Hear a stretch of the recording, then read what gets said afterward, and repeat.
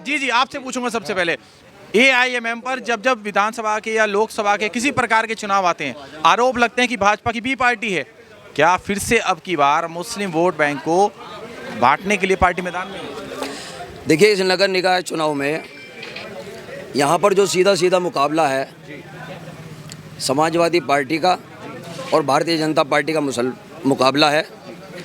और इस बार समाजवादी पार्टी ने ऐसा कैंडिडेट दिया है जिसके अंदर कुव्वत है कि वो भारतीय जनता पार्टी को हराने जा रहा है और रिकॉर्ड मतों से हराकर समाजवादी पार्टी ऐतिहासिक जीत यहाँ पे हासिल करेगी और पहला मेयर समाजवादी पार्टी का होगा।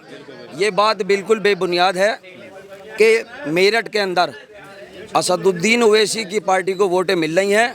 मुसलमान बिल्कुल एकजुट हैं, मुसलमान पूरी तरह समाजवादी पार्टी के साथ हैं और मुसलमान उन सांप्रदायिक ताकतों के खिलाफ हैं जिसके अंदर कुव्वत है कि जो भारतीय जनता पार्टी सहित जो सांप्रदायिक ताकतें हैं उनको हराने की कुव्वत रखते हैं। मुसलमान पूरी एकजुटता के साथ समाजवादी पार्टी को वोट देकर भारतीय जनता पार्टी और उन सांप्रदायिक ताकतों को मुंह तोड़ जवाब देगी कि जो नफरत फैलाने का काम कर रहे हैं, देश के अंदर हिंदू और मुसलमानों को बांटने का काम कर रहे हैं। सर, सवाल आपने कहा कि समाजवादी पार्टी ने एक बहुत अच्छा प्रत्याशी उतारा।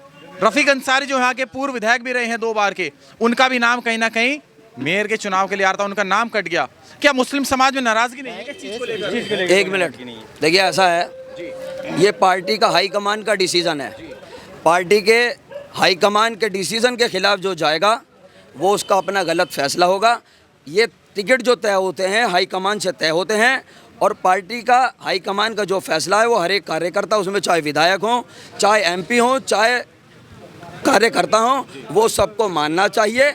और जो अखिलेश यादव जी ने अपना सिपाही बनाकर मेरठ के अंदर अतुल प्रधान की बीवी सीमा प्रधान को भेजा, तो वो हर एक कार्यकर्ता की जिम्मेदारी बनती है वो अपनी जिम्मेदारी को समझकर उसको पार्टी के झंडे के नीचे उसको मजबूती के साथ लड़ाएं। पश्चिम के एक बड़े नेता हैं इमरान मसूद साहब, मेरठ के अंदर आते हैं और आने के बाद कहते हैं कि अखिलेश यादव नहीं चाहते कि मुस्लिम समाज राजनीति में आगे बढ़े, इसलिए रफीक अंसारी का टिकट काट दिया। और अब की बार बसपा ने मुस्लिम कार्ड खेला है, 12 प्रत्याशियों को, मुस्लिम प्रत्याशियों को मैदान में उतारा है। क्या मुस्लिम उनके साथ नहीं जा पाएंगे? आपने अब से पहले विधानसभा इलेक्शन में या लोकसभा इलेक्शन में जब भी कोई भी बड़ा इलेक्शन होता है, क्या मुसलमानों का वोट डिवाइड करने के लिए क्या बहनजी उम्मीदवार नहीं उतारती? ये कहीं ना कहीं बीजेपी की अंदर खाने चाल होती है और मुसलमानों का वोट डिवाइड करने के लिए मुसलमान प्रत्याशी ज़्यादा तादाद में उतारे जाते हैं। वही इसी बार भी यही हुआ है।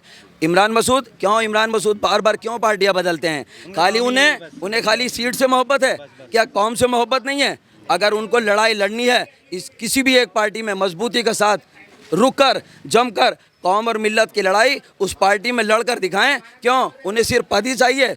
पद के लालच में इस बार उन्होंने बसपा ज्वाइन करी कि वहाँ पर दलित समाज और मुस्लिम समाज का समीकरण मिलकर मैं मेयर बन जाऊँगा, मैं वहाँ से सीट निकाल लूँगा। क्यों ऐसा क्यों करते हैं वो? अगर उन्हें कौम की लड़ाई लड़नी है, मिल्लत की लड़ाई लड़नी है, किसी भी एक पार्टी में सांप्रदायिक ताकतों के खिलाफ कौम की मिल्लत की लड़ाई को वो लड़कर दिखाएं।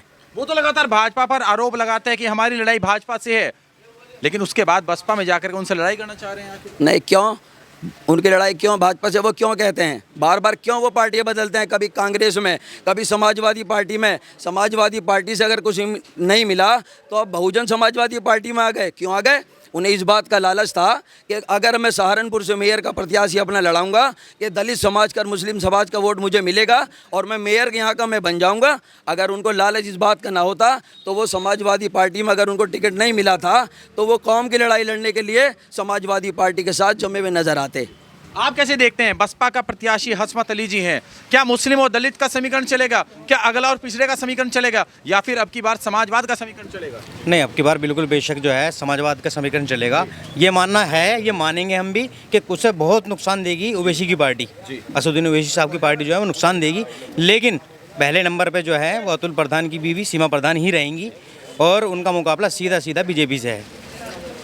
बीजेपी से आपने मुकाबला बताया, 2017 में पहले भी मेयर हैं हरिकांत अहलूवालिया, क्या उसके बाद भी 2023 में वापसी नहीं हो पाएगी उनकी? वो तो कह रहे बहुत विकास कार्यक्रम। अरे उनके टाइम में तो लोगों को अपने ये भी ढूंढने पड़ते थे कि उनके प्रपत्र कहाँ हैं, उनके लेटर जो है ना, लेटर हेड वो इस तरह से रहते थे। ये एक गली मोहल्ले में उन्होंने अपने लेटर हेड बांट दिए थे।